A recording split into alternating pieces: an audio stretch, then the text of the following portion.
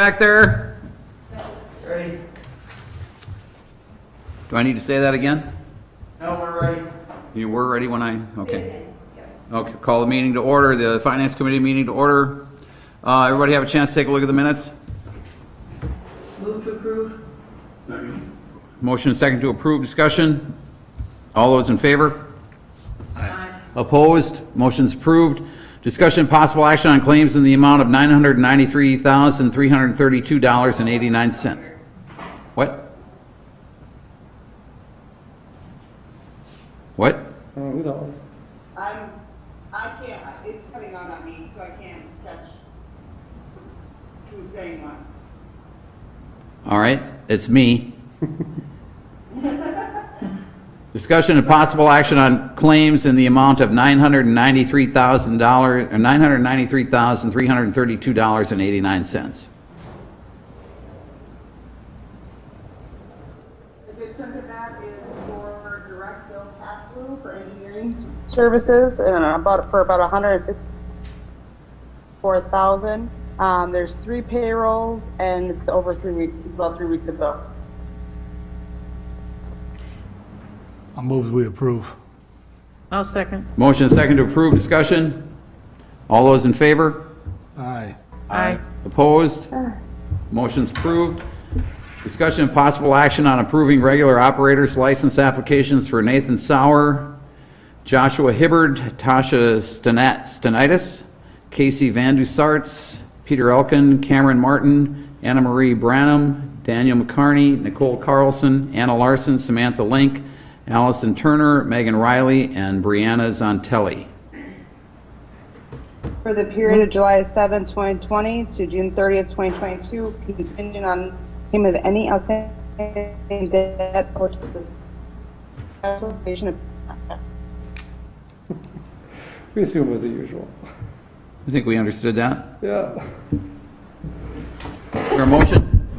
It's Minnesota Internet. Stillwater Internet, huh? Move to approve. Second. Motion second to approve, discussion. Aye. All those in favor? Aye. Aye. Opposed? Motion's approved. Discussion and possible action on approving amusement device license applications for William Lethert of Mendota Valley Amusement for games at Buffalo Wild Wings, GT Live, Touch Tunes, Crane, Stacker, and Over the Edge, and Green Mill, Angelina Jukebox, Tocado Power Play, Tocado Spooky, and Tocado Power Play. Contingent on payment of any outstanding debt owed to the city and successful completion of background check. Move to approve. Second. Motion is second to approve, discussion. All those in favor? Aye. Aye. Opposed? Motion's approved. Discussion and possible action on approving taxi cab license renewal application for Magina Taxi LLC for 2 vehicles.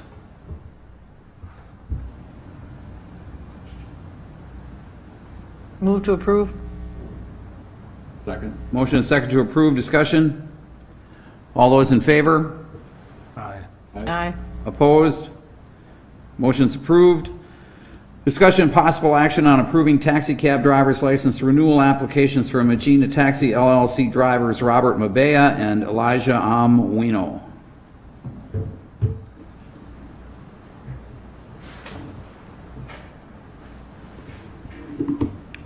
Move to approve.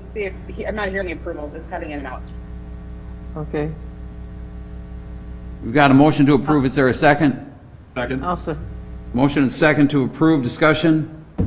All those in favor? Aye. Aye. Aye. Opposed? Motion's approved. Discussion possible action to approve the Lake Malibu Association request that the city commit $600 to continue water testing for an additional year. I think they're gonna end up coming back. I would like to move to approve for the 3 years for $1,800. That's a good cause. It's part of ours. Okay, we got a motion and a second. It's a little out of the ordinary, isn't it? I mean, they haven't asked for that. No, but I mean, I don't disagree with it, but, I think it's partly our responsibility to help with that. okay. Anybody else? All those in favor? Aye. Aye. Opposed? Motion's approved. Discussion and possible action to approve the bid received by Zappa Brothers, Inc. in the amount of $119,842 for the 2020 storm sewer repair project. Good evening, Finance Committee. Mike Moraz, Public Works Director. On June 25th, we held a bid opening for the 2020 storm sewer project. As you can see, we received two bids, one from Zappa Brothers, one from Albrightson. The engineer's estimate for the project was $130,000. Because it was close to our budget, what we had budgeted, there was a base bid of the work on 2nd Street and then the alternate bid for the work on 8th and Orange, just in case the bids came in higher that we could eliminate that alternate bid. But seeing that the bid came in from Zappa lower than the engineer's estimate, staff is recommending approval of both the base bid and the alternate from Zappa Brothers. I move we approve. Move to approve both the base and the alternate. Second. Got a motion and second to approve. Discussion? All those in favor? Aye. Opposed? Motion's approved. I don't have anything for future agenda items. Anybody? Move to adjourn. Second. Motion and second to adjourn. All those in favor? Aye. Aye. Opposed? Motion's approved. We stand adjourned. Thanks, everybody.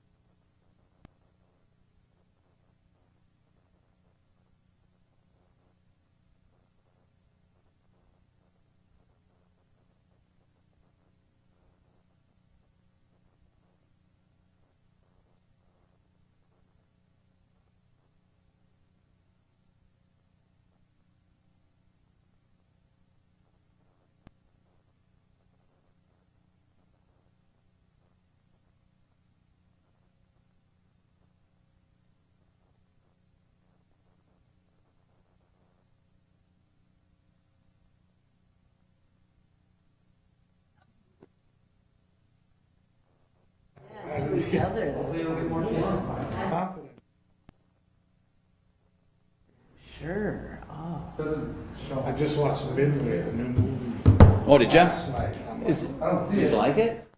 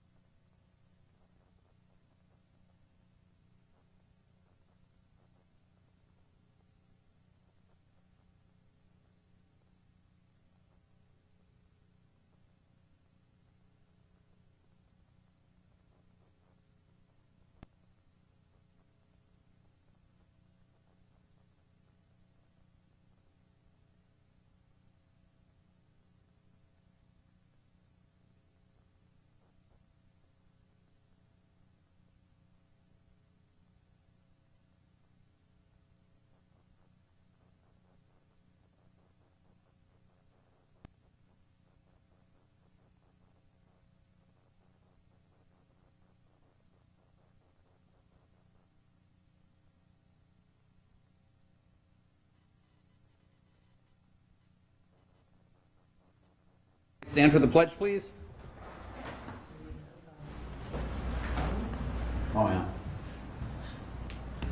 Are we on? Are we good? I pledge allegiance to the flag of the United States of America and to the republic for which it stands, one nation, under God, indivisible, with liberty and justice for all. Clerk, take the roll. Morissette, Here. Alms, Here. DeZiel, Here. Weber, Here. Atkins Hoggett. Here. Hall, Here. Mayor. Here. All right, first thing we have is a presentation with an introduction of our interim library directors, Shelley Tugas and Madeline Page. Yeah, right up there would be great. Thank you. Mr. Mayor, members of the council, thanks so much for having me. Madeline Page couldn't join me. She sends her regards and with some news because she finalized our opening today and it went really well. Good. July 6th is the 10-year anniversary of when we opened the doors to the building. We still call it the new building, the library. And so we reopened today, hours of 10 to 2, 15 people at a time. We had 110 come through. So at times there was a line, but people were patient. They were very gracious, and almost all were wearing masks. And so it went very, very well. And we were thrilled to see them back. Excellent. So, yeah, we'll keep you posted on how it's going as we move forward. Great.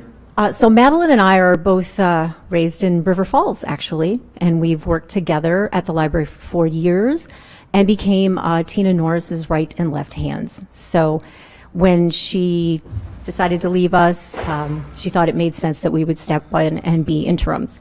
I wanted to give you just a little bit of background about me, not spend too much time on that because there are things I want to tell you about the library and services during the pandemic.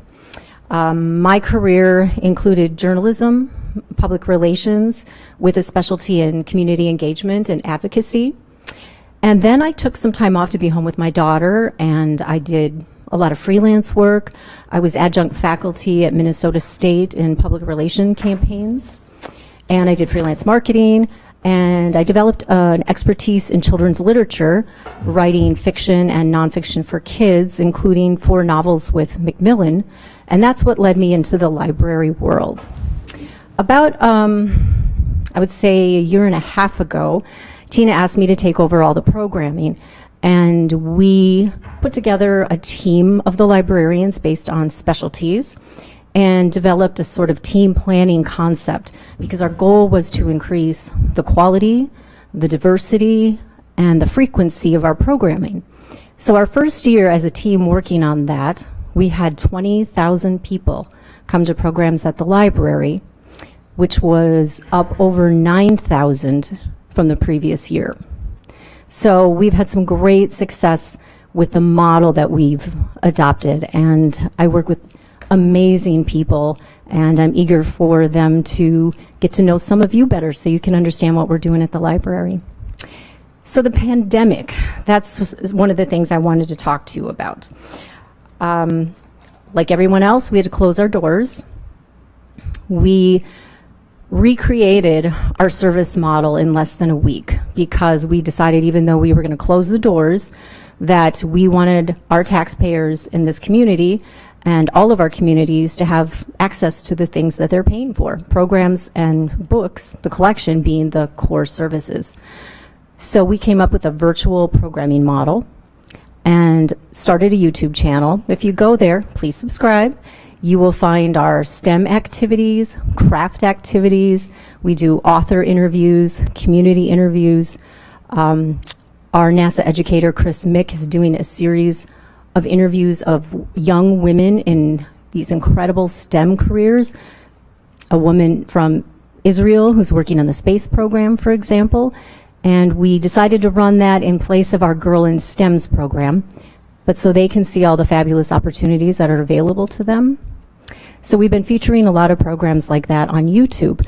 We're also doing interactive programming using Zoom, which you can imagine is a bit of a challenge, especially with kids, but we're making it work, and we've done some really fun things. Like I did a scavenger hunt with kids from their homes, and I would tell them, go find a black sock. And they'd run all over the house and come back with a black sock. And it was just a great time. And parents are so appreciative that their children had something to do. We also set up, it's called Discord, and it's a forum that a lot of teenagers like to use. Our teen librarian has set up teen book chats, teen music chats, writing club, Dungeons and Dragons club, our teen advisory board, and he's getting better turnout than what our teen programs get in the building.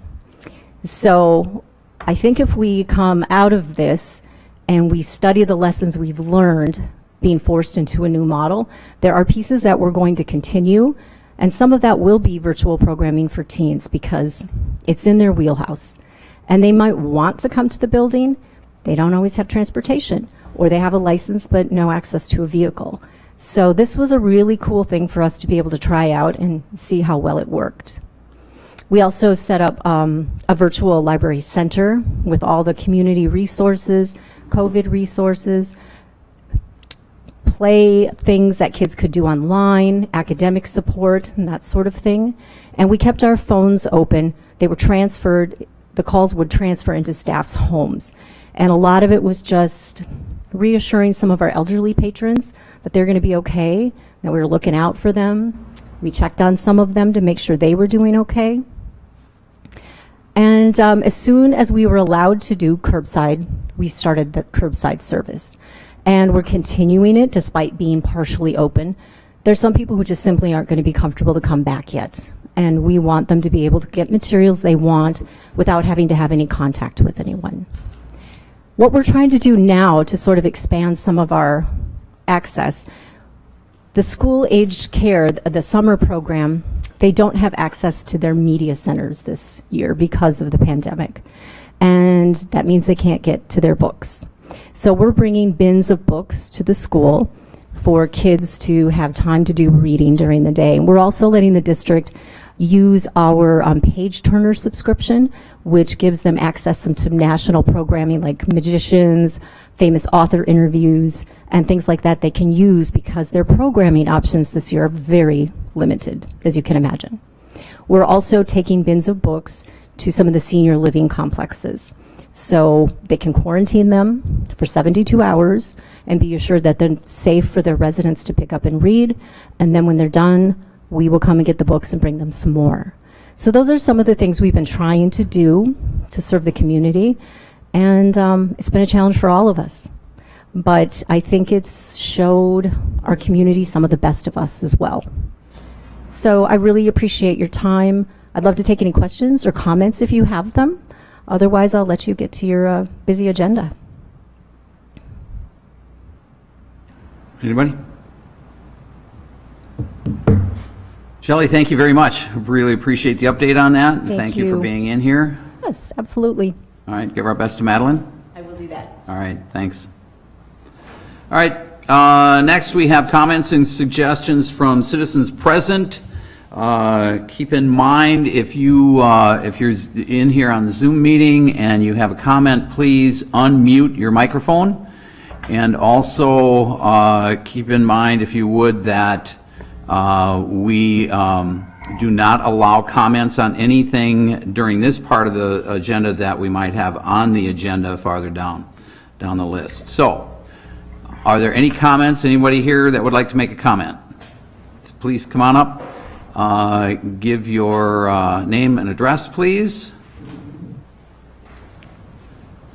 Hi, my name is Addison Filiatro. I live at 213 River Street in Hudson.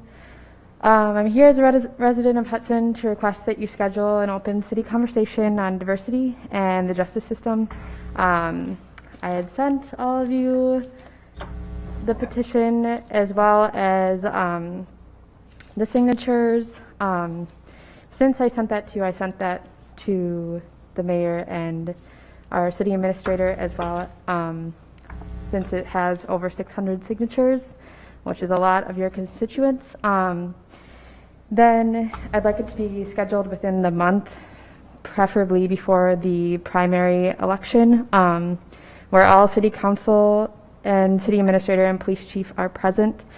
Since over 600 people signed this petition, overlooking it would be a mistake, as it wouldn't be, you'd be ignoring the voice of a large part of your constituency, and it wasn't what you were elected to do. Somebody said that I needed to say what it looked like more specifically, so again, it should be scheduled within the next month. Discuss how it would look with social distancing, because not everybody will be comfortable coming. Then find a neutral moderator. Comments and questions should be able to be submitted online as well as in person for people who can't attend due to COVID. It should be set for about an hour and a half. Then council members should listen and take notes to form a plan of action, and then use this information to think about what Human Rights or Race and Equity Committee would look like in Hudson, because that's also something that your constituents are requesting, and again, you're elected to serve them. So that is what I have to say. Additionally, I need to give somebody this petition.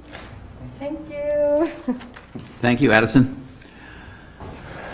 Any other comments? By the way, for those people that might be wanting to make a comment on Zoom, we can't see you with the setup that we have right now, so please feel free to just jump right on in and start speaking. Are there any other comments? Any other comments? Any other comments? Hearing none, we'll close that portion of the agenda. Consent agenda.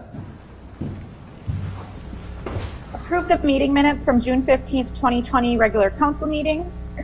Approve the claims in the amount of $993,332.89. Approval of Bricks Neapolitan Pizza, 407 2nd Street for a temporary expansion of the premise permit.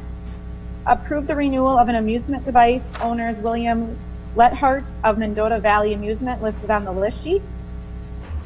Approve the renewal of taxi cab license for 2 vehicles for Magina Taxi LLC.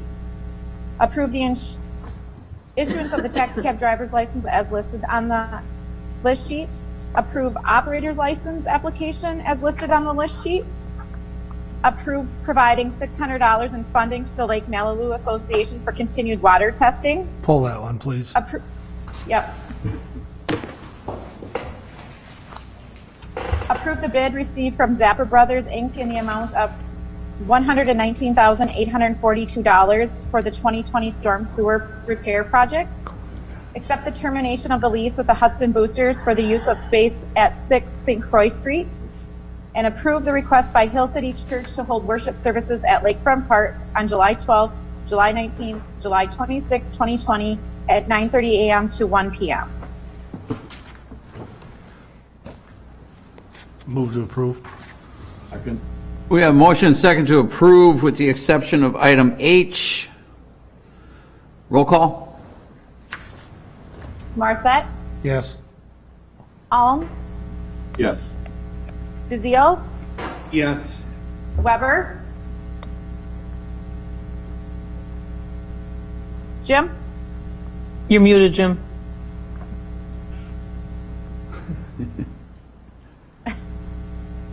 Did you say yes, Jim? Yes. oh, here we go. Atkins Hoggett, Yes. and Hall. Yes. All right, motion's approved. Item H. It was moved in finance to change that to $1,800 for 3 years, for the next 3 years to $1,800. Total. Yeah.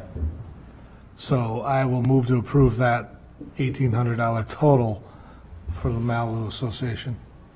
Second. Motion and second. Paul and Jim both seconded. Thank you. All right, we have a motion and a second. Discussion. All those in favor? Aye. Aye. Opposed? Motion's approved. Discussion on staffing lifeguards for Lakefront Park Beach starting July 7th, 2020 through Labor Day 2020.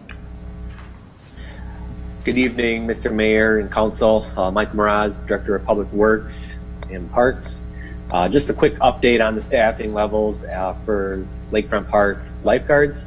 Following the previous meeting, council meeting, staff posted availability or open positions for people to come and apply for the lifeguard position. Luckily, we had fortunate success. We've had 5 confirmed applicants that are going to be starting tomorrow on a rotation basis, as well as 2 alternates. So a total of 7 guards available to assist us for the remainder of the season. So as I said in the memo, they will be starting tomorrow, July 7th. Nice job, Mike. Yeah, thanks, Mike. Thank you. Thank you. Discussion and possible action on ordinance 13-20, amending section 254-12 pertaining to impact fees. We're not taking action on that at this, No, on the impact fees because. because that's the one with the 20-day that's the one notice. we Yep. Have a public hearing. Oh, Right, okay. so I would say, is Christine, I can't tell, oh yeah, there she is. I think we should just, for, basically, I think A, B, and C, and D here, if you want to turn it over to Christine, she can quick review it again with the council, and then she'll let you know for sure which ones we want to take action on tonight, but Kathy's right, because with A, that's the one that we have to have a public hearing on, so that'll be delayed till August 7th, I think, or something like that. First meeting in August. But I would say this time, if you want to turn over to Christine from Trilogy, she can run through everything and kind of go from there. Okay. Yes, this is Christine DeMaster with Trilogy Consulting. Just to refresh everyone's memory, at the June 15th council meeting, we presented the results of our findings and recommendations for a water impact fee study and a sewer impact fee study and also a sewer rate study. So the first ordinance that you have in front of you would implement the findings or the recommendations on the impact fees. And what those recommendations were included rescinding the trunk sanitary sewer impact fee that currently applies to just the southeast quadrant of the city, and rolling that into a citywide sewer connection fee that's implemented under your sewer user charge ordinance. And then on the water side, changing that water impact fee to, again, apply to any new connection to the water system throughout the city instead of just that southeast quadrant. And then we propose reducing the fee amount for the water impact fee and applying that on a per meter size basis instead of a per acre size basis. So the amendment to section 254-12 would implement those recommendations. And then we also reviewed that entire section just because Wisconsin statutes have changed a bit since this was last updated. So we made a few updates throughout the ordinance just to make it consistent with current Wisconsin statutes. So as Aaron said, this one would have to be have a public hearing before you can adopt this ordinance. And then the impact fee study needs to be available for public review at City Hall for 20 days prior to that public hearing. So the intent with this is to move this forward at the August 3rd council meeting. So I'd be happy to take any questions on this particular ordinance if anyone has any. Just to clarify, this is strictly for sewer rates, not water, correct? 254-12 is impact fees. And so that one does include both water and sewer impact fees. The next ordinance we're talking about, 198-10, is strictly for sewer rates, yes. So the impact fees for both are going down, correct, Christine? Basically? Yeah, overall the impact fees would be decreased from where they're at today, yes. We'll get to the water one, yeah. When? Now? I don't know. Sewer is the other ordinance. Sewer is next, yeah. Yep. So sewer, we'll get to it in this conversation. I'm just trying to find out if you revised change from what we had before and if there was any conversation from the state or any input that was taken. I believe one of the questions that we did look at since the last meeting on the water was whether we could adjust those kind of peaking ratios for maximum day use and maximum hour use for the irrigation meters, if there was any room to adjust those down a little bit further, which would, tend to bring those rates down a little bit more. Eric Granum with Trilogy, who's also on this meeting, did take a quick look at that. I don't know if you wanted to just comment on that, Eric. If you're strictly going based on the data that we have, there's really only, we're talking about margins as far as any further change is based on data.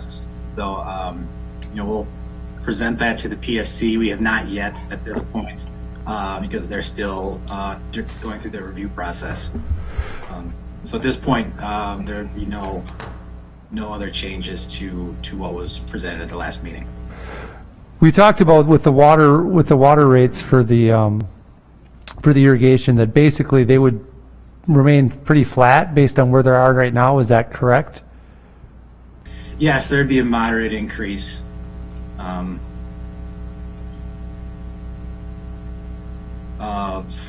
Again, based on the numbers we have right now, about 11 cents per 1,000 gallons.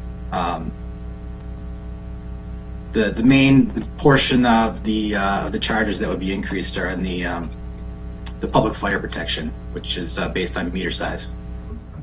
That was a higher increase. So basically the irrigation rates are going to be about the same as what they are now. They're not going to go down, but they're going to remain fairly steady from what they are right now.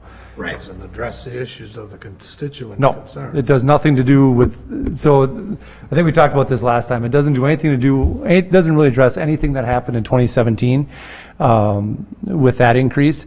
And I think the issue with that is that historically we had the bulk rate for irrigation, which meant the more water you use, the less you paid. And we moved to this other rate in 2017 where it actually reflected that if you use more water, you end up paying for more water. So this will not address those issues, but there's really no way to address those issues unless you raise everyone else's rates fairly high. So if, let's say you wanted to put the irrigation rates back to the way they were, and this is assuming that the PFC would allow that to occur. But let's say the PFC would say, fine, if you want to go back to bulk rates, that's your choice. We'll let you go back to bulk rates for water. We still have to get to the same revenue number. So to make up for that difference, you would have to see everybody else's rates. Eric, do you remember how much they went up? It was a significant number. It was about 50%. Yep. So It was substantial. So every other user would have to go up 50% to make up for that. So a couple issues. One, we don't think the PFC will let us go back to bulk rates. The PFC is encouraging everyone, and correct me if I'm wrong, but is encouraging everyone to move away from bulk rates, because the goal is not to encourage more water use, it's to bill appropriately for the amount of water you use. So we should have never changed it, or we didn't have a choice. I don't know about the choice part in 2017. I don't know what the PFC would have done if it was, I'm not sure about that part. So if we never would have changed it, I don't know that the PFC would have allowed it, but I don't know, Eric, Christine, do you know anything about that? That if in 2017 we would have said we want to stick with bulk, would they have said anything about that? I mean, I don't know if you can answer that even. I could just say, yeah, they're moving away from that type of rate in particular for irrigation, because they really want the rates people pay to reflect the cost that it takes to provide that service. And with the irrigation, because they're providing such a high peak water demand, that's reflective of the higher rate paid. So they are definitely encouraging utilities voluntarily, as well as pushing, encouraging this type of shift in the rates. I would just add too, I think your utility is a little bit unusual in the fact that you have so much water sales through irrigation meters. We definitely noticed that when we started taking a look at everything, that you have a large portion of your sales that are going to those meters. So I can't say for sure, whether PSC would have made you go to that route, but given the amount of sales you have through those meters, I think it's probably going to happen eventually. Sounds like a classic government overreach. So once the decision was made, going back, I think at this point would be difficult. Yeah. Like, I don't think we can go to PFC and say, we would like to go back to bulk. And like I said, even if they did say that, you would have every other user that's not irrigation seeing their rates go up about 50% to make up for that difference, which I think would cause then a whole new round of problems with your other users. So at this point, the best we can do for irrigation is try to keep it basically flat, but does not address that issue, like you said. Does not. Okay. All right. Christine, you want to move on to the next ones? Sure. Sewer, I think, is next. Yeah, so for the sewer rates, we did present last time with the improvements that are coming up for the wastewater treatment plant and the debt service that the utility is going to have to take on for those improvements, we were looking at about a need for over the next 2 years, to have it in place by 2022 when you'll have full debt service on that project, looking at an overall increase of about 47% in the sewer rates. And last time we presented at the meeting on June 15th, we presented 3 alternatives to get to that point. So we're not proposing any rate increase for 2020. The first one would take place on January 1 of 2021, and then the second one would be January 1 of 2022. So the 3 alternatives that we talked about last time were having a 38% increase for next year and then another 11% in 2022. The second option would kind of flip that and have an 11% increase in 2021 and then another 38 in 22. And then the third proposal that we looked at was basically splitting that and doing half in 1 year and half in the next, which works out to 23.7% each year. So that was the sewer rates portion of that. And so the ordinance that you have in front of you does several things. One is that we just kind of went through it all and reviewed everything to make sure that we were that the language in the ordinance reflects current practices for your rate structure and rate making, and there were a few other little cleanup items in there that we changed, and also just strengthened the language to make sure that it's clear that you're trying to recover capital costs in addition to operation and maintenance and replacement fund, because it was really focused more on the operation and maintenance in the prior language. So that's one piece of what we did. We also took out the specific rates out of the ordinance and added some language in there that you would adopt those by the rates themselves by resolution. So you also have a resolution that would put the rates in place. And then the third thing that we did with this ordinance under section, just scrolling down here, under section E, that's where you have that sewer connection charge. And so what we had recommended with the sewer impact or sewer connection fee study was to eliminate that trunk sanitary sewer impact fee and roll those conveyance costs, the trunk sewer costs, into this sewer connection charge. And then also change that one to be applied to every property that connects or any property that has a change in use that requires additional sewer usage or a larger meter would have to pay these fees. And then the other change is that we set this based on meter size rather than residential equivalent unit estimates. So under section E of this ordinance that addresses all of those recommendations for the sewer connection charge. And then on the resolution itself, we have in there some blanks. We've got the right rates plugged in there for 2022. The column for 2021 is left open at this point in time because at the last meeting there was not a decision made on which option you would go with for phasing those rate increases in for 2021. Right. So at this point for item C, it would be the council would need to make the decision on what they would recommend for the for how to get to where the rates need to be. And the staff, well, I don't know, all staff, but my recommendation would be is to go with 11% in 2021 to try to keep the next year's rate as low as possible, increase as low as possible. And then the plan would be 38% in 2022, but we would review that again next year to determine what exactly that 2022 appropriate amount would be. But the intention would be that we'll be at that, potentially at that 38% in 2022. But if we've got to get to this number and we want to phase it out a little bit, I think the 11% for next year would be the most minor impact we could do for our ratepayers. So that would be my recommendation, at least, is to go with the 11% for 2021 and then 38% for 2022, but knowing that we will review this next year to verify what we need for 2022.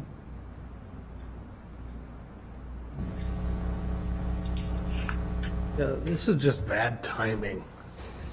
You know, you can't predict the pandemic, but then, you know, everybody in government, business, has taken steps to mitigate or at least soften any issue of being hit with taxes or being hit with any other bills. And here we are looking to raise rates on these folks, and I don't agree with the timing, I don't agree with the rate increases, and I won't support it.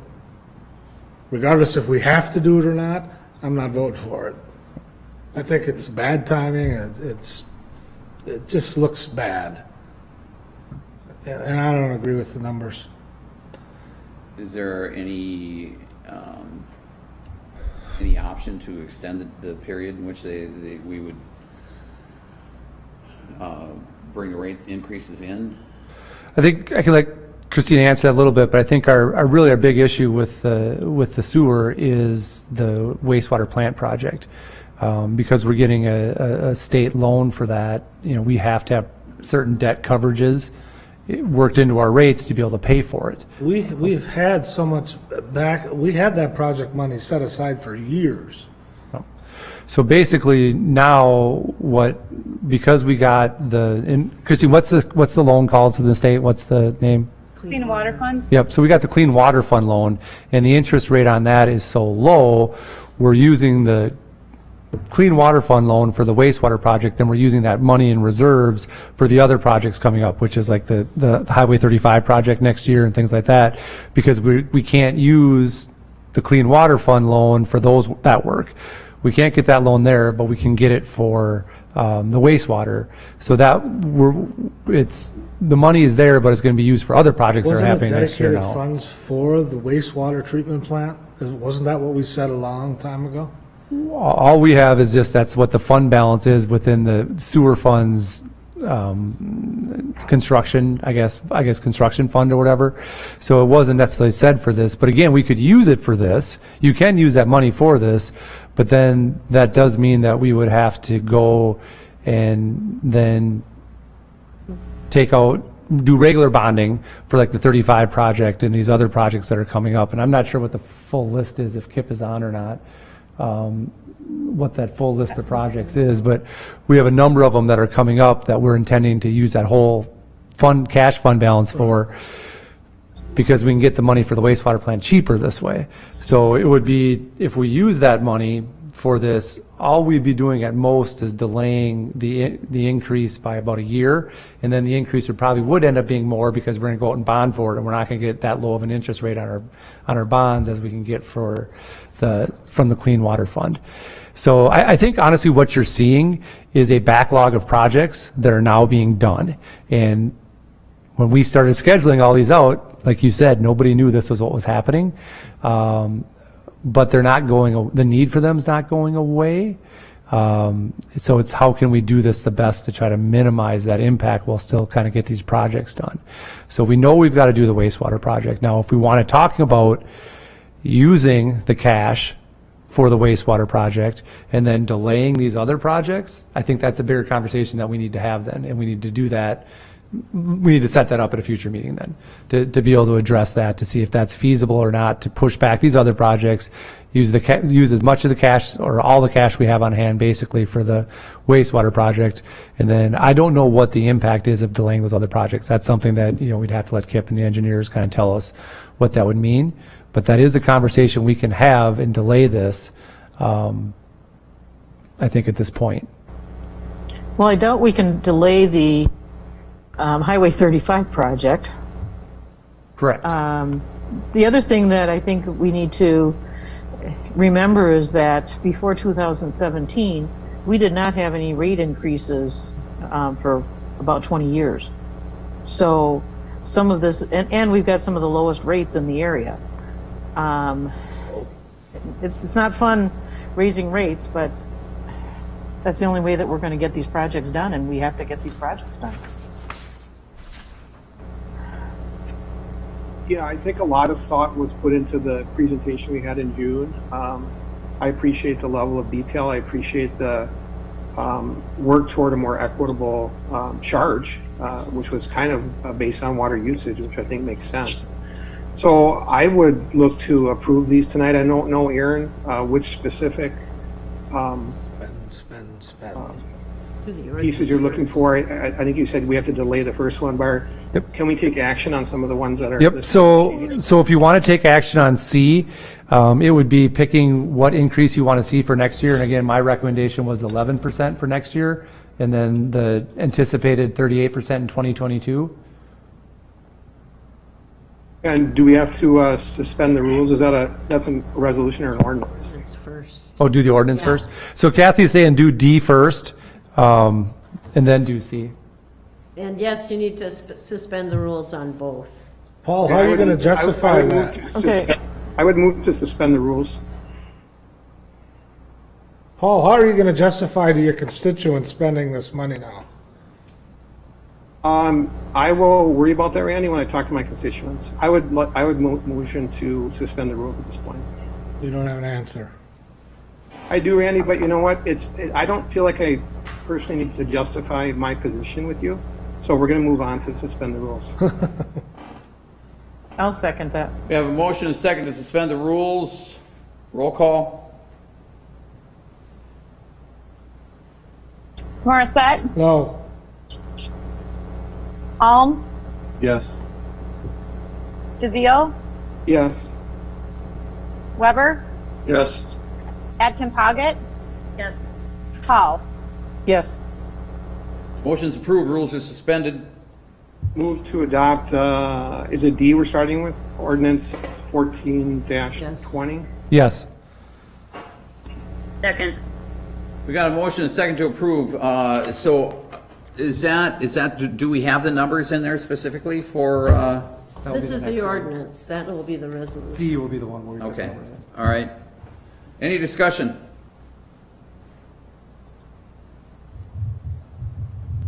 All those in favor? Aye. Opposed? No. Motion's approved. I take up the resolution. Yeah, we're moving to C then. Move to approve resolution 14-20. That would need a motion to Suspend, suspend also. Oh, sorry, motion to suspend the rules. Second. Motion and second to suspend the rules. Roll call. Morissette, No. Alms, Yes. DeZiel, Yes. Weber, Yes. Atkins Hoggett. Yes. Hall. Yes. Motion's approved. Rules are suspended. Move to adopt resolution 14-20. And then we need to clarify, do you want the 11% increase next year? And that's the only thing we need to clarify, right? I would Yep. prefer the 11% because it's lower than the 38% for sure. Yep. So those numbers from the study will be put into this Yes. resolution. Yep, so we'll plug that in with just knowing that it's 11% for next year. That's my motion, yeah. Second. All right, we have a motion and a second. Discussion? I just have a point of clarification, so that the 11% is the least amount of increase we could potentially do in 2021? Well, I mean, to clarify, you can do anything, but what staff is recommending based on where we need to get to for the projects, for the debt service, for the clean water fund and stuff, yes, 11 is the minimum that we are putting out there to meet that requirement, to get us where we need to be.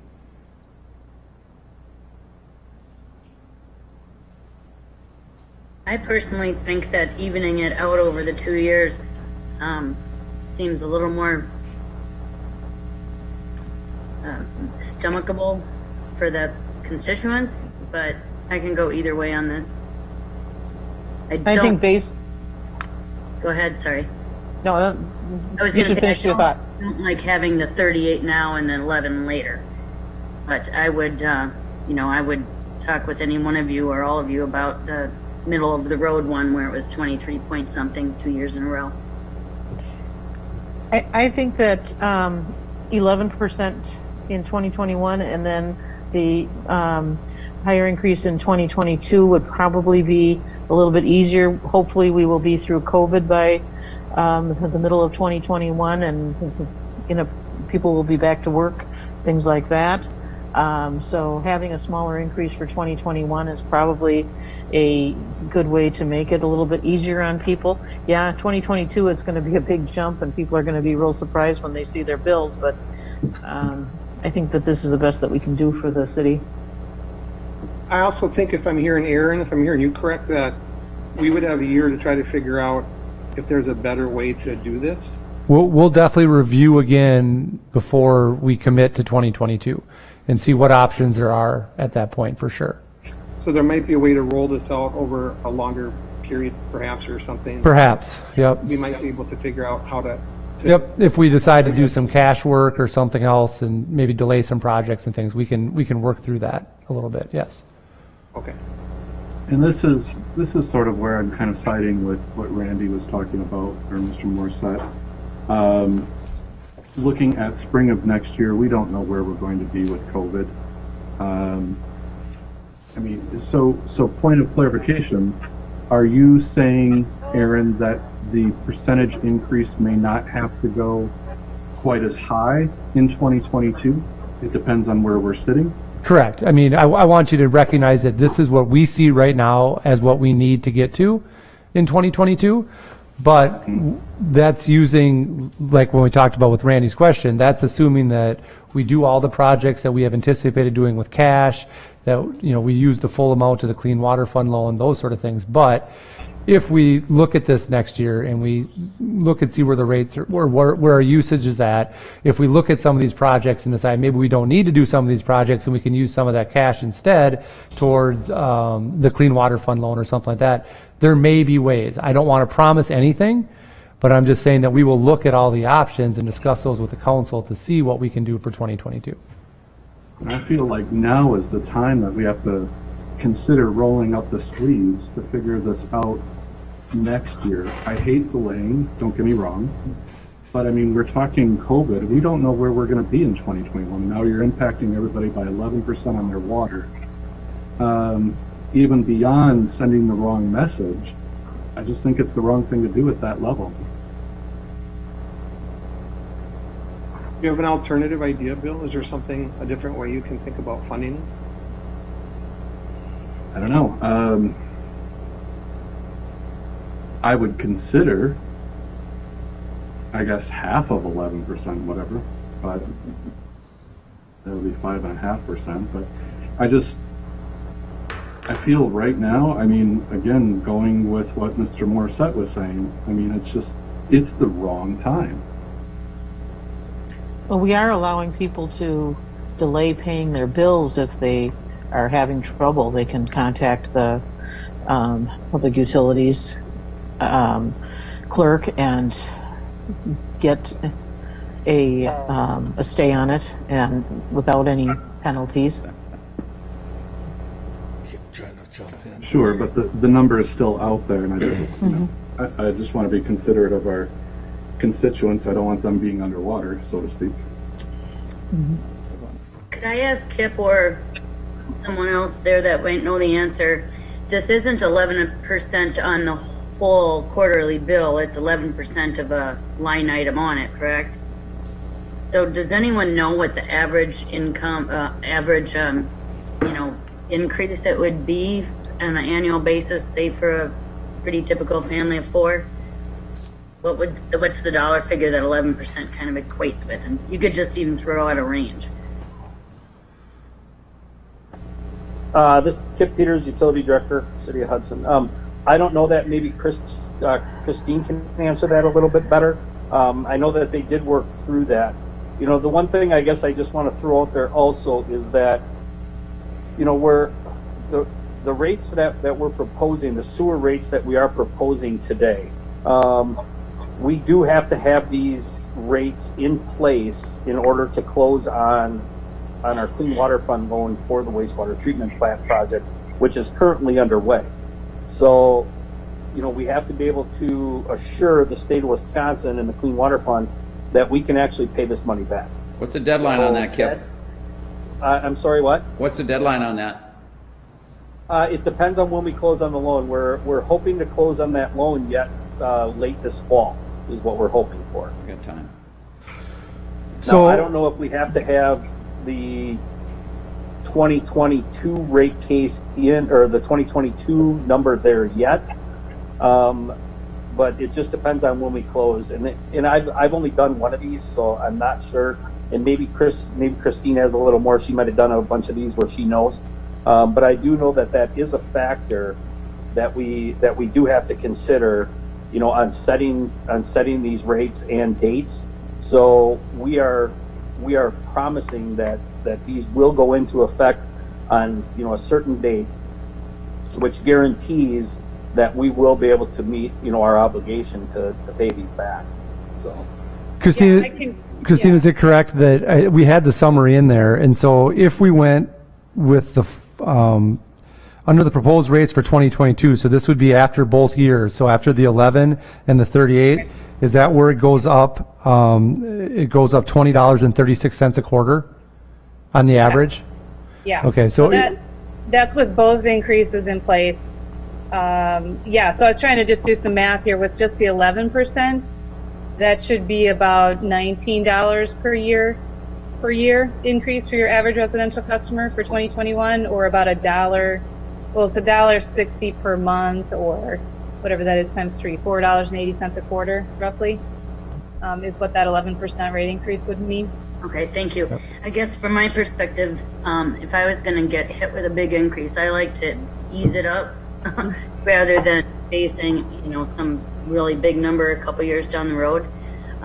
Given that we're talking about, somewhere at most maybe $25-30 for a year, I think I'm comfortable with the 11% now, because I think having what potentially would be a 50% increase or something like that down the road, and a delay of, the ramifications and implications that it sends to not start collecting it now, I guess I'm comfortable with $20 a family.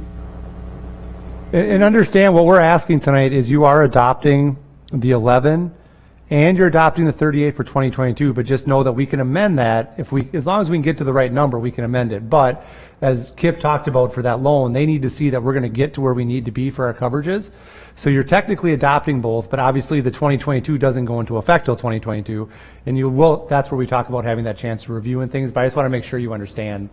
You can always change that. As a council, you have control over the sewer bills. You can always change that, but that's what you're adopting tonight so we can show them what we're doing. But I think the part of it is that I know that the 11 and 38% are big percentage numbers, but when you look at the end of this, if we did both of those, 11 and 38%, your 2022 bill on that average house, it goes up $81 a year, which is still a significant number, I understand, but it sounds a lot worse when you're talking about 11 and 38% versus $20 a year and then another $60 a year the year after that. And we had a community rate comparison in the rate study, and right now your average residential customer pays about $176 a year for sewer service. The average in your area is about $442 a year. And then with both rate increases in 2022, you'd be looking at about $257 a year. So you'd still be near the bottom of that list as far as what everyone else is charging. So that all sounds reasonable, except for people only see the increase. They don't care where we fall compared to the people around us. Now you're out explaining what just happened, and they still got hit with an increase. Kip had said that we've got until fall. I would like to see the numbers on this. So the question that I have, I guess, right now is, I understand they have to be able to see that we're going to be able to meet our obligation on the debt service. Is that right? The debt service. But we have, there are other resources that we have available to us. Well, I think the conversation that we would have is, if we don't want to do the Clean Water Fund loan and we want to use cash on hand, what future projects can we delay? Can we push off to help mitigate this for right now? Well, and I'm not going to advocate for pushing off projects. I guess I'd have to see a project list to be able to determine that. But I guess what I'm suggesting, are they saying that the only way that we can demonstrate to them that we can pay or do the debt service on this is through increased fees? Or pay cash. I mean, you got to do Sure. one or the other. Right. Or both, a combination of both. Okay. It would have to be a combination of both because you've got, as of the end of 2019, a little under $6 million in total in all sewer reserve funds of all kinds. And a lot of that is, about $2 million of that was in the equipment replacement fund. So that's limited to what you can use that for. And some of that can definitely be used for this project, but that's for, vehicles and equipment, pumps and things like that that have a service life of less than 20 years. So there's some restrictions on that. So in this project you're looking at right now is what, about $12 million? Yeah. So that could get you some of the way there, but it wouldn't be able to get you all of the way there. And then the other piece of that too is that's always good policy to have some working cash on hand, just because revenues fluctuate, expenses fluctuate, things like that. So Kip, okay, so what you're saying is like, so for example, the sewer project's costing us 12 million.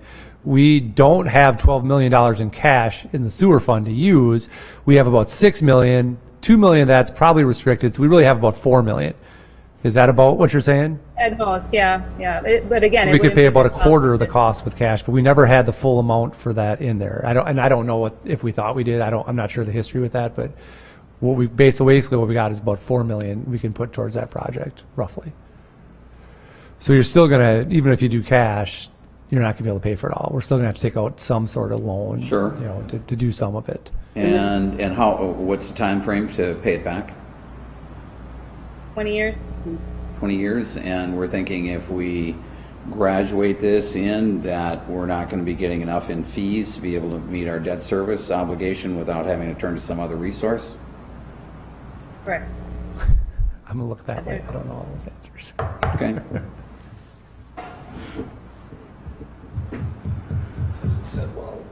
All right. And just so we're clear, the wastewater treatment plant project is 12.7. Sorry to throw that in there, but Thank you. that's about the actual number. All right. And like, oh, I'm sorry, Mayor. No, go ahead. Go ahead. I was going to say, and like Aaron alluded to, we know that the Highway 35 project, the engineer's estimate just on sewer, we're looking about 1.6 million for that. We know that with the continued growth of the city, there's lift stations that have to be upgraded to allow that capacity to happen.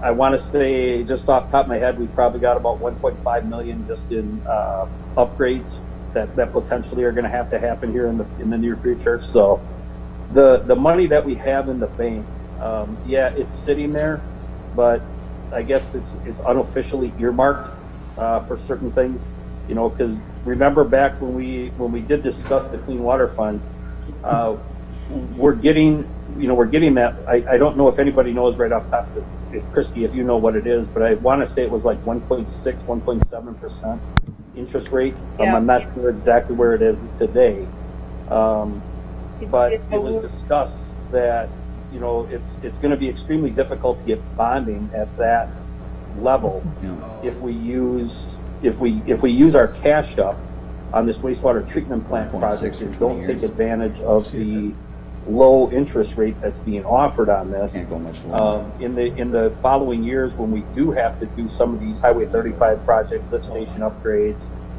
things of that nature, we will have to go out and bond for that. And I can't say for sure, but I'm willing to bet that we will not get a 1.6, 1.7% interest rate on that. So that's kind of why we're planning on holding that cash, because we know we are going to be spending it in the future here, or in the near future. So just as a quick recap. All right. Anybody else? We got a motion second in front of us. This is Jim Weber. It seems to me it's much more obvious to raise rates for a massive rebuilding project as to over the next 5 years or so, be spending it for a maintenance project here, a maintenance project there. So I think this is much more saleable in terms of why are we doing this. and it makes sense to get that low interest loan, so.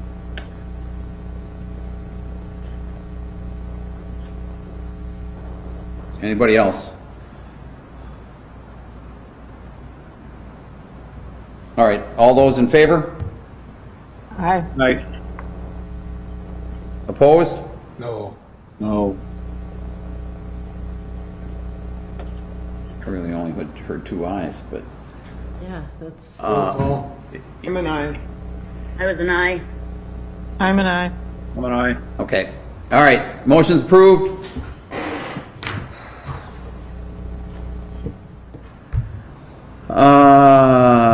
Let's see, discussion possible action regarding mask requirements. Oh, yeah, sorry. Do we have to go back to A or B? A? Wait, what?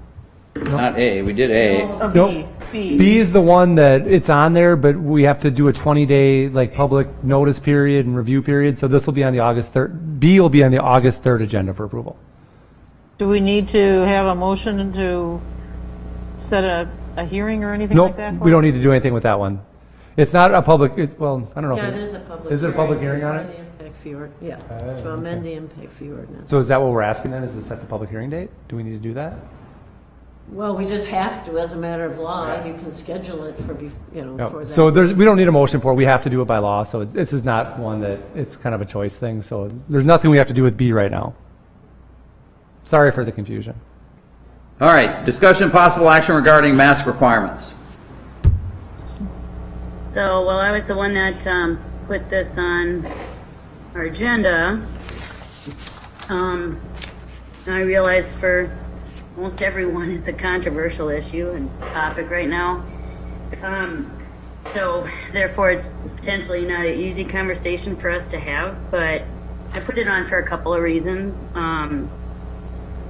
Despite the fact that it's a difficult conversation, it's a conversation that's happening all across our country at all levels of jurisdiction. And so I didn't want us to, neglect to have that conversation. Additionally, it's been communicated to me by several businesses downtown. They urged me to have us talk about this. So that's why I put it on our agenda. I realize that we are not in a Hudson state of emergency and that, we can't come up with anything tonight that we might be willing to do, but a few things I'd like to, kind of say, just to kind of start out our conversation, would be that, and I mentioned this, I know, about a month ago at one of our meetings, maybe it was 6 weeks, and never really got any traction. I never really pushed the issue, but I'd like to maybe start setting out some statistics, that we can review on a bi-weekly basis or even a weekly basis, where, we're reviewing specific numbers from the county or from, maybe maybe Aaron is able to gather that up for us or someone at the city level, so that we can know, what is the hospital census, not only in our area, but around the surrounding communities, which we're going to rely on if we end up having a big peak.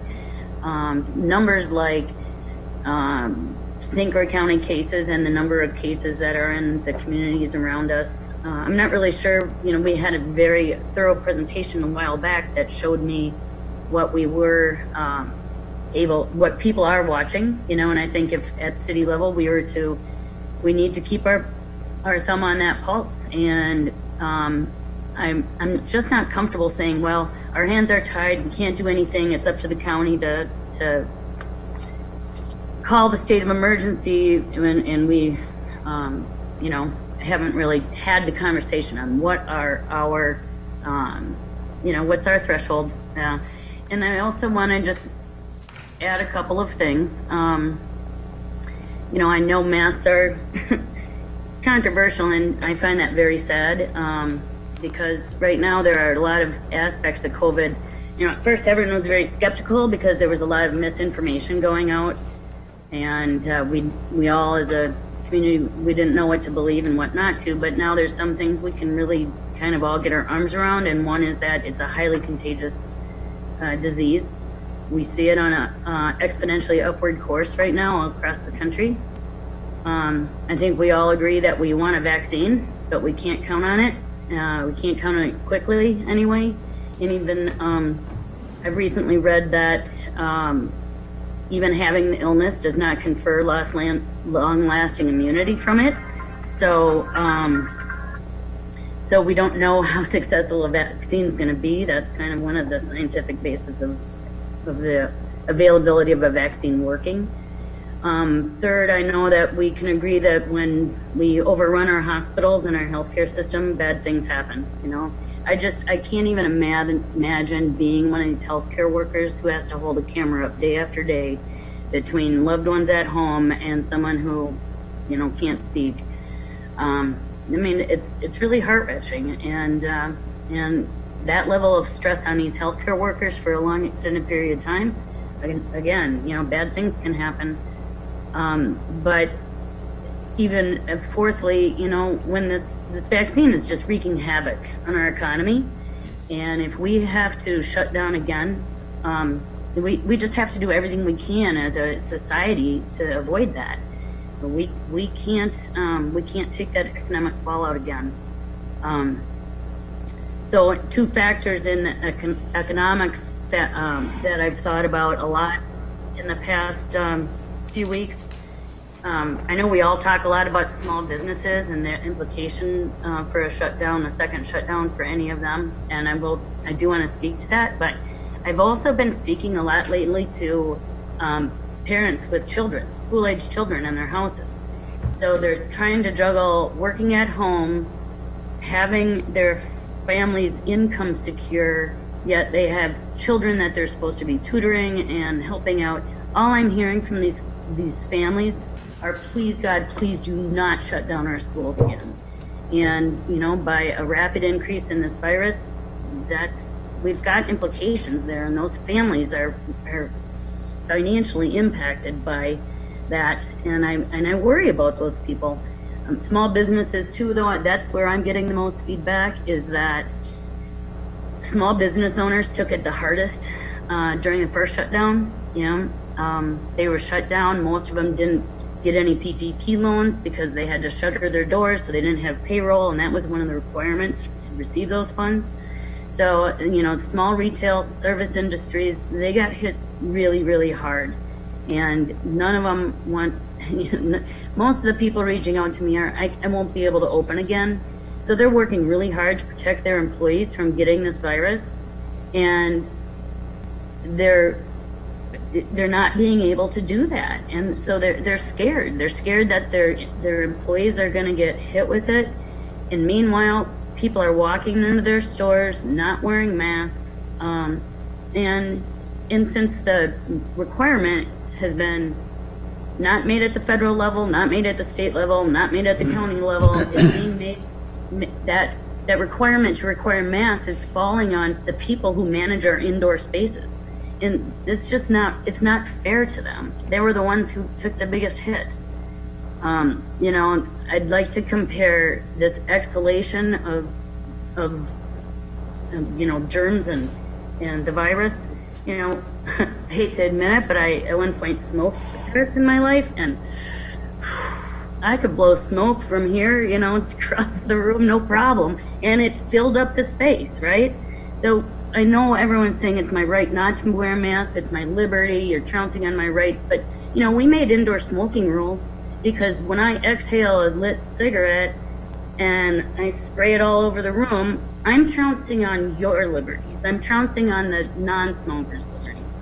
So we have to be respectful both directions. And the only way, you know, this isn't someone walking into a little retail store holding a lit cigarette. This is, you're exhaling and you can't stop exhaling. And it's been proven that if you wear a mask, you're gonna not spread it as much. I want us as a city council to stand up for what we know is right, back up our small businesses, back up our families who absolutely need school to happen, and recognize that there's three things we can do. We can stay safer at home, and that didn't work at all. None of us blue, red, purple, green, gold, black. Nobody likes staying at home. It damaged our mental health and it tanked our economy. So nobody wants to do that. So there's only two other things we can do. We can wear a mask, and nobody wants to wear a mask. I get it. I don't like wearing a mask. If it's hot, it fogs up, it causes me to have to remember one more thing when I'm walking out the door. It's a hassle, but I do it because I know I'm doing my part. And besides masking, we can social distance. And we can respect each other's space around them and stay clear of them, whether or not one or both of us are wearing a mask. But I'm not even seeing that happen. In the grocery store, I have non-mask mask wearers barge right in between two people who are 6 feet apart. You know, we need to be civilians, you know. We live in a civil society, and so that means we need to be civilians. And the only thing we as civilians can do to try to curb the impact on our country and in our communities and our states is to wear masks and social distance. And, you know, previous generations have made much bigger sacrifices than having to wear a mask and social distance.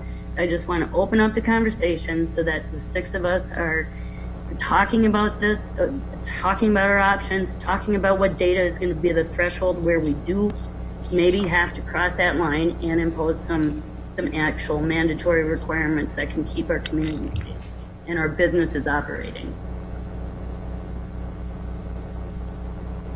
Thank you, sir. Yes.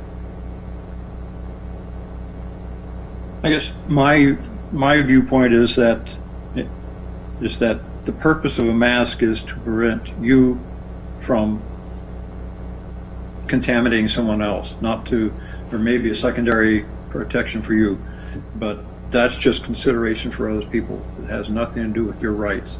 It's just being considerate. And we can approach it from that direction. Some of the thoughts I had running around were, can we create a poster for the small businesses that says, the city of Hudson requests that you wear a mask and that you socially distance 6 feet.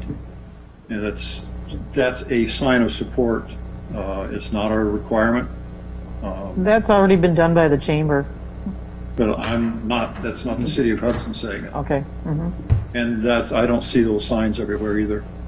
I know the ones you're talking about, but they're not everywhere. But I think, what are the things that we can do? You know, and those are the kinds of things that we can do currently until we declare a state of emergency where we can actually have some powers to say, this is what's going to happen. But we need to request it. We need to model it. So it's a pretty weak case. But at least we're saying something. We're not just standing by and letting it happen to us. I think with the numbers that we've got in St. Croix County and how quickly they are going up, that I think that we do have enough information to declare a state of emergency and to put a mask ordinance in place. And the emails that I've gotten, a lot more people are asking specifically for a mask ordinance. And I've only gotten a couple of emails saying, no, don't trample on my liberty to not wear a mask.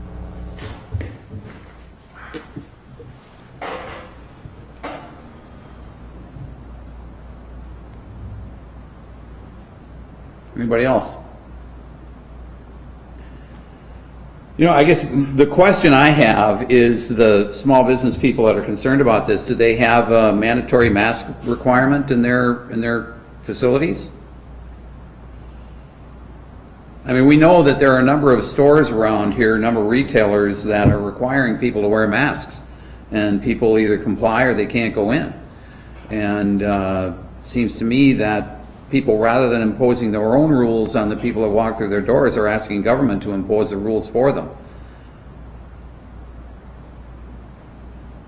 Well, respectfully, I've been told by some of them that they don't want to be the mask police. You know, they don't want to say, hey, we have a mask requirement in our store.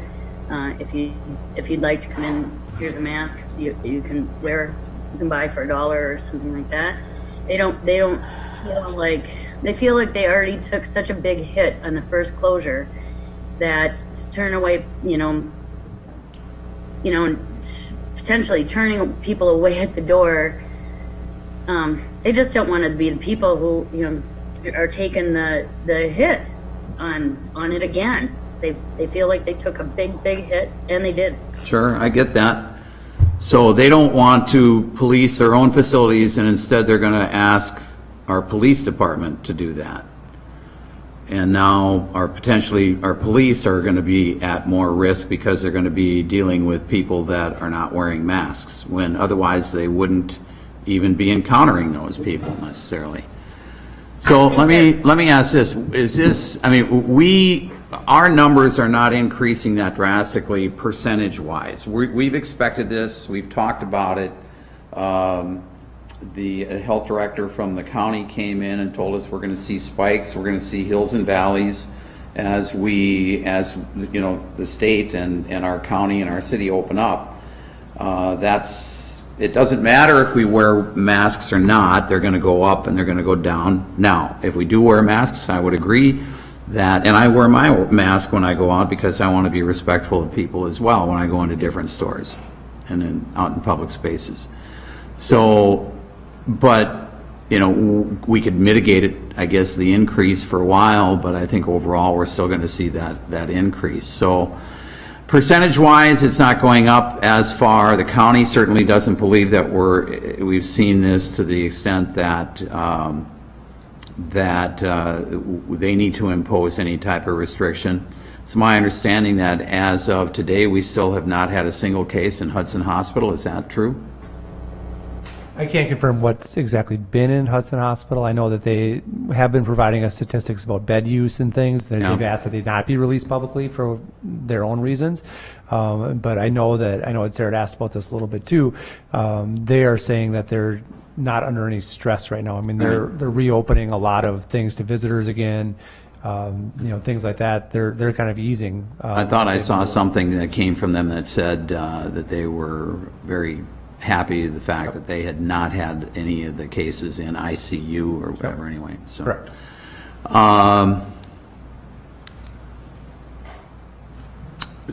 Anybody else doing this anywhere in the state?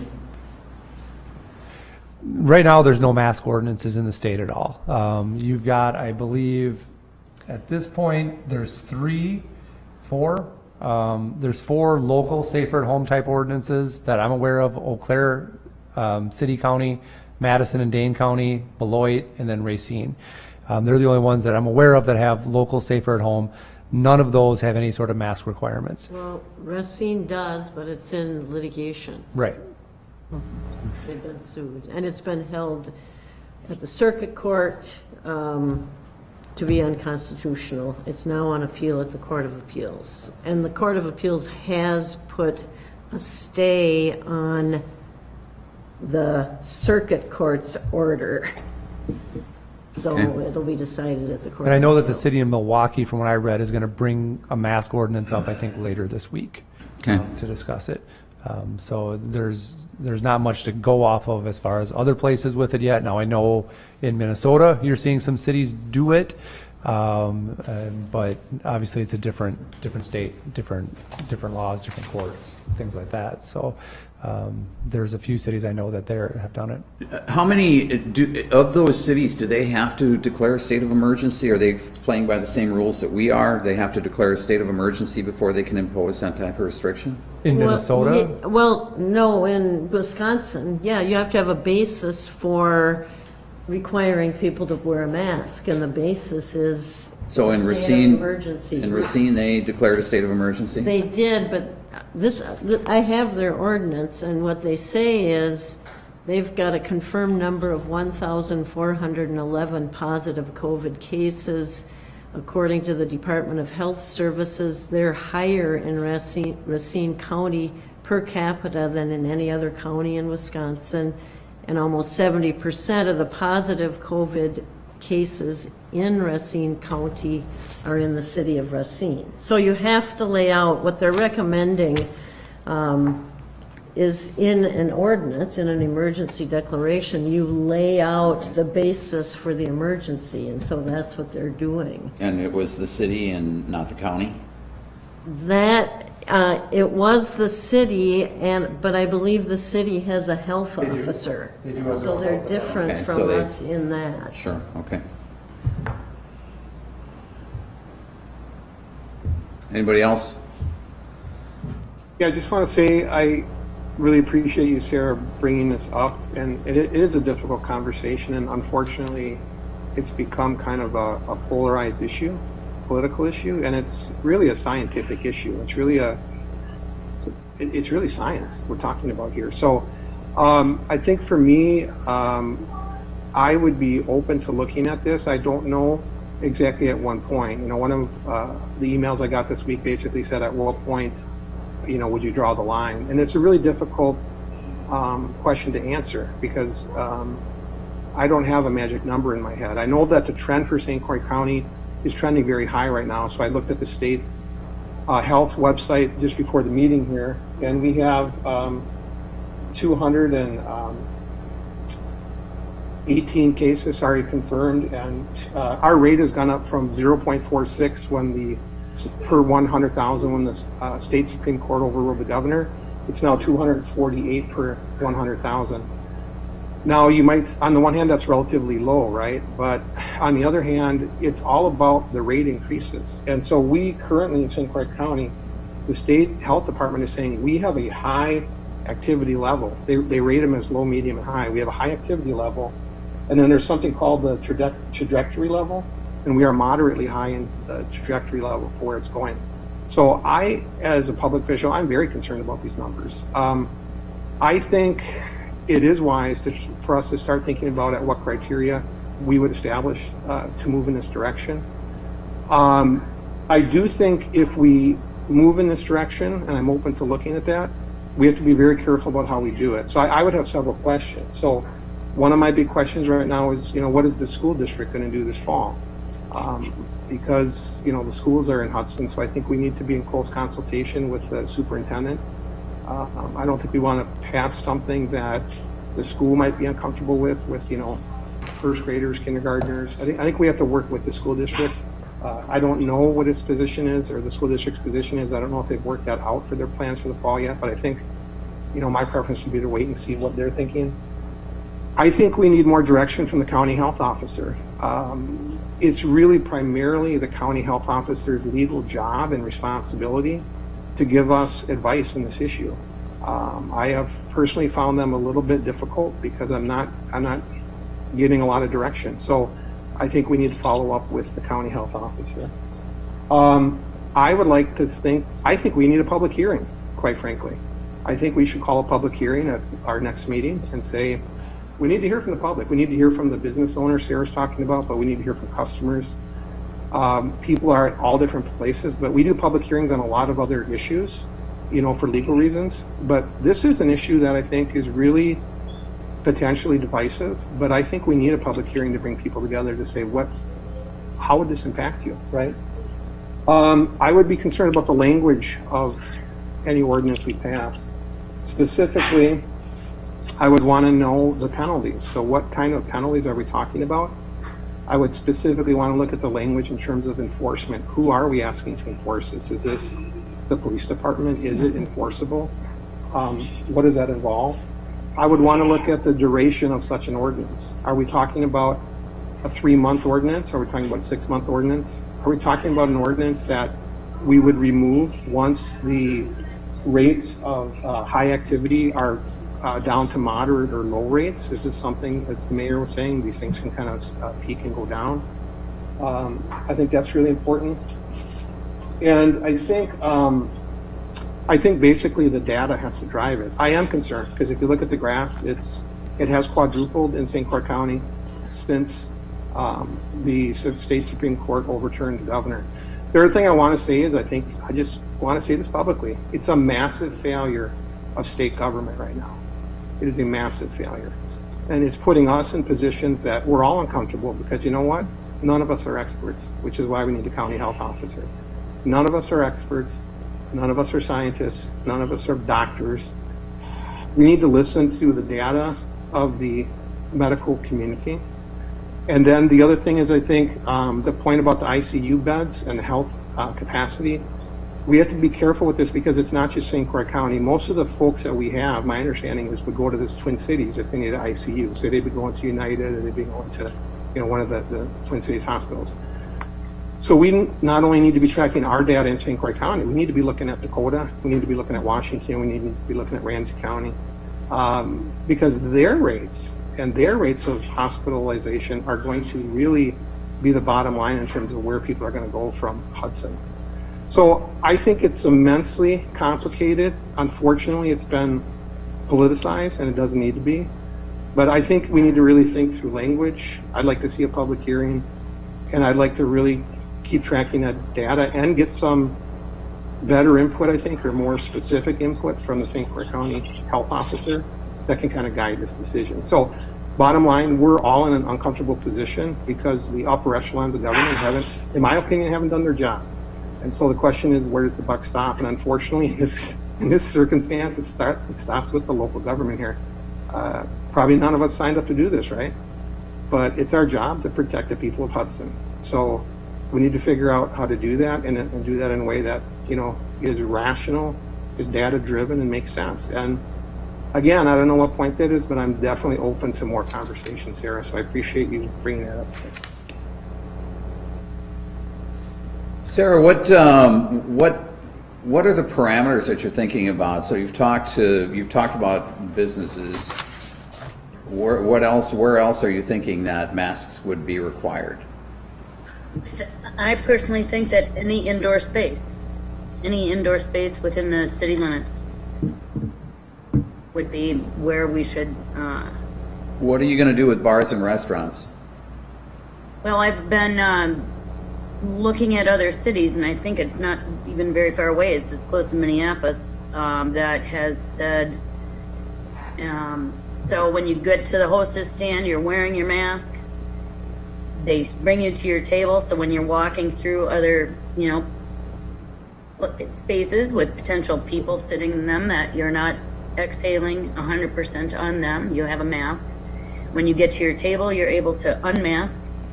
But if you do get up to go to the facility or pay your bill or whatever somewhere else, that when you're moving through the restaurant, you're wearing a mask. When you're sitting at your table, you're allowed to not wear your mask. Okay. I forgot one more point, if I can, Mr. Mayor, just interject this. I think we have to be smart about if there's exemptions to this. I think we need to look at people with, for example, if they have asthma or if they have other underlying conditions or something from the medical community, instead of maybe across the board, to try to figure out how this would work for certain folks. So I just think there's a lot of, I like the overall concern. I don't know, again, if we're at the threshold right now, but I don't also know how we make that judgment. It's difficult. The other thing I'd say, it's probably smarter for us to be proactive than reactive. So I think the longer this goes and the higher those counts go, we're going to be more and more reactive. It would be smarter, I think, probably to be proactive about it. So, okay. Anybody else? Yeah, one of the concerns that I've got is that the numbers are going up quickly, and if we wait much longer, the numbers continue to go up quickly, that it's going to be at a point where we miss the opportunity to really keep those numbers down. So I'm ready to really look at a mask ordinance now because of that. I think that it would be helpful to get a copy of the ordinance from Racine so that each of us can take a look at that and see what we would agree with, what we don't agree with. I think that it would be good for us to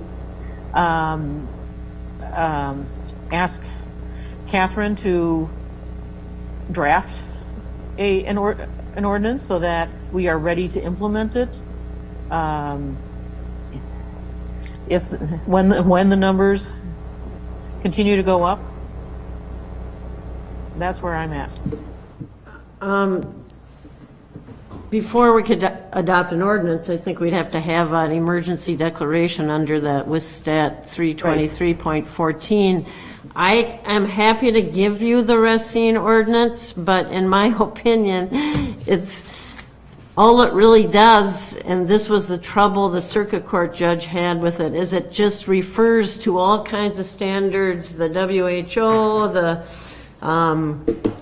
CDC, State Department, without giving the substance of those standards. And so part of the problem the judge had with it was, how can anyone looking at this ordinance know what the standards are? They're not really in the ordinance. You have to get a link, and then, I mean, if you've been on CDC or World Health Organization, his biggest problem was that it was very difficult for a regular person to look at this ordinance and to know what the rules are. So I'm happy to give it to people, but I wouldn't recommend that the city adopt an ordinance like that. I mean, even if you go the emergency declaration, I think we need to find something better and maybe just come up with. So there's real pitfalls with just the way this is structured.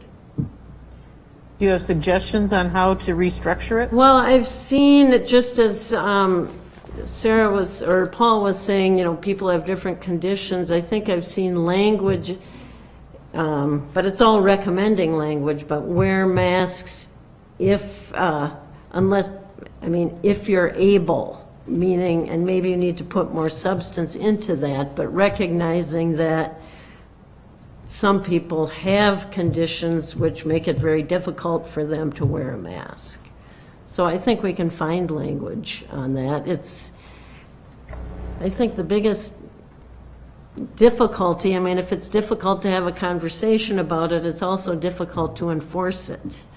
You're going to have a letter from your doctor if you're going around without a mask, that kind of stuff. But I mean, there's ordinances out there and we can look at them, but nothing's going to be perfect, and depending on even, is there a basis for an emergency declaration? I mean, the cases are going up, but what's the hospitalization looking like? You have to look at all of that. So I'm just saying you can do things to hopefully make it enforceable and valid, but it's subject to challenge. What are the legal requirements for having an emergency declaration? Well, what the advice we're getting from, I get this municipal law newsletters, you need to present the basis, facts and circumstances in your emergency declaration as to why you consider it an emergency. It's facts and circumstances in your area. So that's why it's got to be based on the data. Are our hospitals getting overrun, or are they seeing their numbers of COVID cases increasing? Deaths, I looked at the St. Croix County COVID dashboard. The county has 1 death. I did ask the health officer to send me after this past weekend what the numbers are for City of Hudson, which she did at our last meeting, but she didn't this time.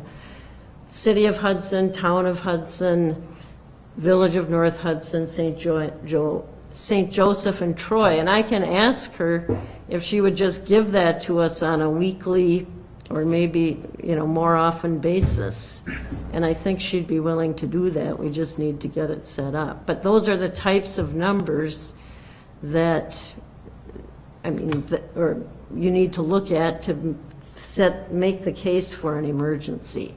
Once you have an emergency, you need to make the case, and I don't think that would be as difficult, for wearing masks to mitigate that emergency. There's certainly opinions on both sides, but there's opinions in favor, saying that masks do help. So I don't see that as a hurdle.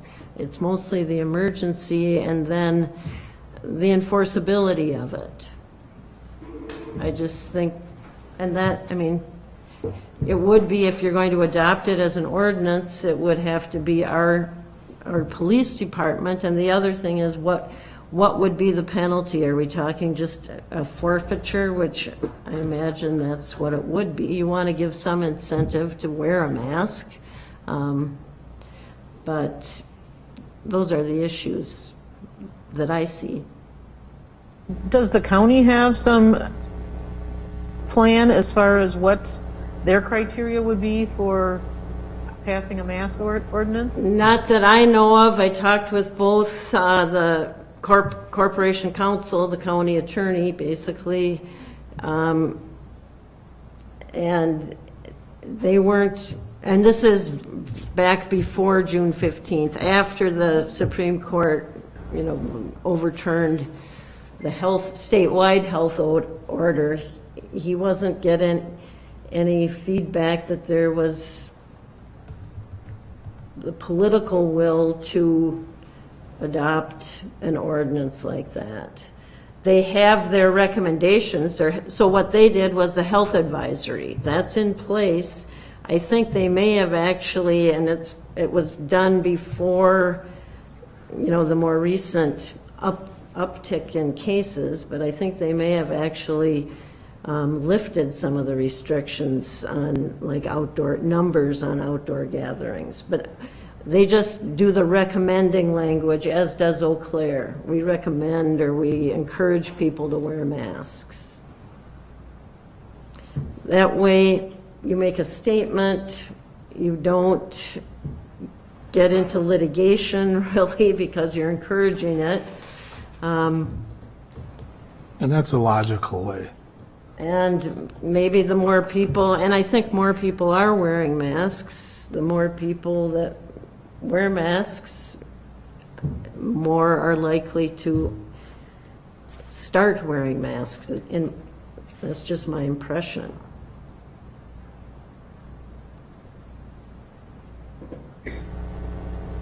Recommendations? Well, I would absolutely like to be given, data, whatever's available to us. I will ask her for that, and Aaron can too, and between the two of us, we'll get him to do it. Yeah, well, I mean, I can get the local, the hospital data. I'll see what I can get that they're comfortable releasing and things like that. So that's not a problem.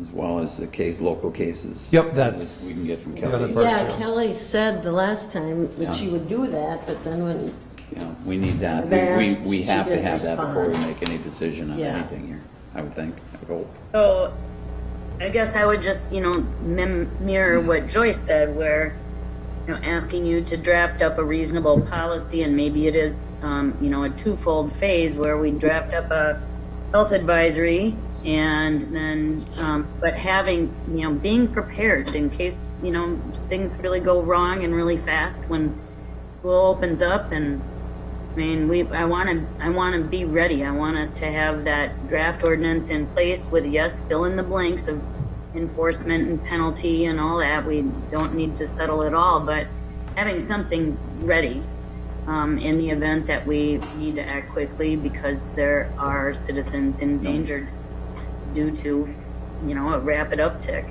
No. I want to be ready.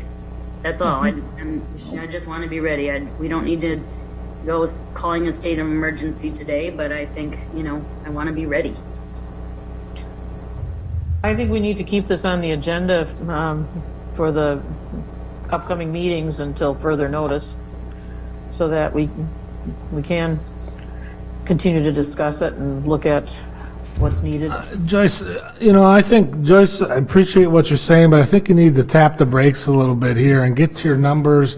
We got a lot of information to get together before we start declaring an emergency. A lot of information to be gotten.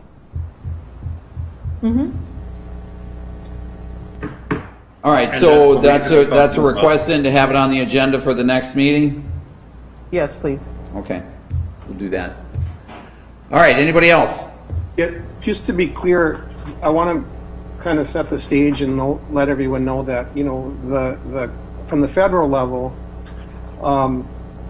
Our president has declared a state of emergency 3 times, once in January and a couple times in March. On a state level, the state of Wisconsin declared one on 3/12. On a county level, St. Croix County declared a state of emergency on 3/16. And if I'm not mistaken, North Hudson also did a state of emergency. So I think we've really been careful, and I appreciate the deliberation, but I want you to realize that we're sitting in a county and in a state and in a country that have all declared a state of emergency. So I don't see the declaration of the state of emergency as a big deal in that sense.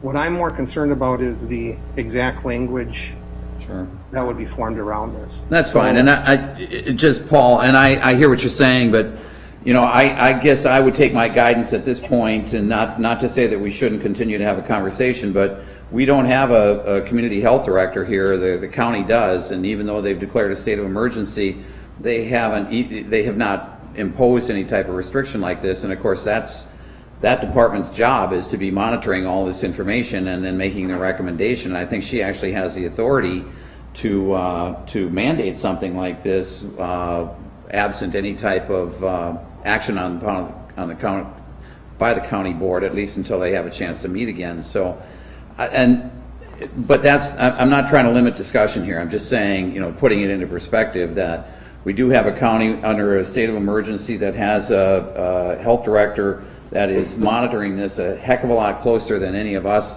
have the ability to, and we're relying on her actually for the information that we're going to be using in any deliberation that we're going to have about whether to declare a state of emergency. So, and I agree with you, Mr. Mayor, and I think that's the natural spot, and it makes more sense to do this on a county level than on a state level, for a lot of reasons. So I'm hearing that. I think we need more direction, more communication with the county health officer. I would totally agree. all right, well, we'll put it on the agenda for the next meeting. All right, is it okay if we move on? I think one point we need to consider in comparing whether we abide or work with the county or where our direction is coming from is that we're the epicenter of a lot of people coming from a state that has a much higher concentration of cases, and so we are probably going to be the first. In fact, I'm really quite amazed that we haven't seen an issue given the number of Minnesotans that are over here on any given weekend, any given day. I was downtown Friday, Saturday, Sunday, and I can tell you that 75% of the license plates are from Minnesota. So yeah, it's really surprising that we haven't seen an effect. So we need to be looking at what's happening here as closely as well as working with the county on that, and we may be a special case that they can help us with. I like to credit Kip for that because I think it's the water.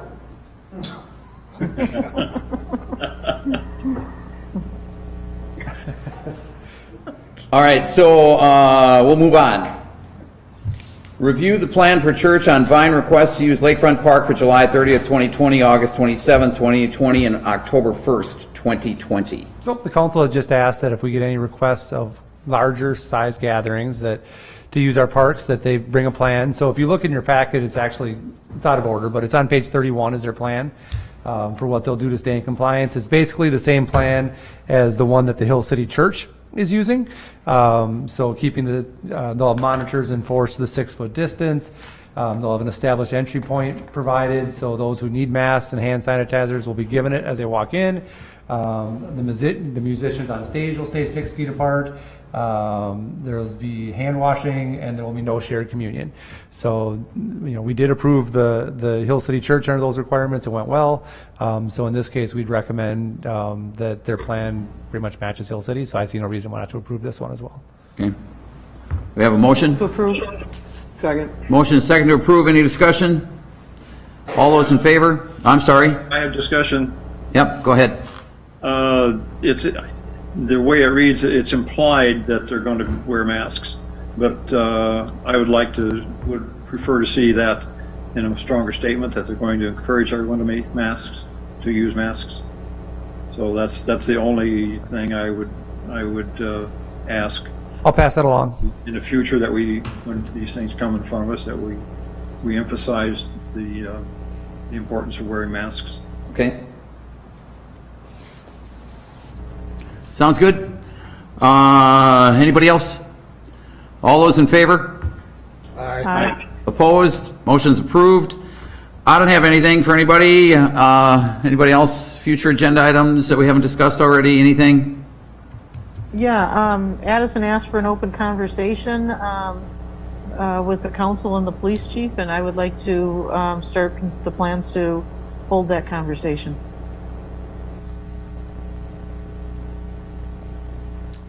Move to I adjourn. just have I have a question on Yes. that conversation, Joyce, too. So, I don't know, or should I bring it up at a later time, Kathy? Well, if, we can't talk about it in substance today, so, yeah, put it on the agenda for next. That's what I would recommend. Well, yeah, my only, I'm trying to ask about open meeting law, if that's in any way a problematic thing for open meeting law. I'm not sure I think you're talking about having an open meeting on, and I'm not recalling the petition. Yeah, it's just in general, anytime we have a majority of the council present, it would be an open meeting, so it would be posted as such. Okay. All right. Move to adjourn. Motion to adjourn. Second. Motion second to adjourn. All those in favor? Aye. Opposed? Motion's approved. We stand adjourned. Thanks, everybody.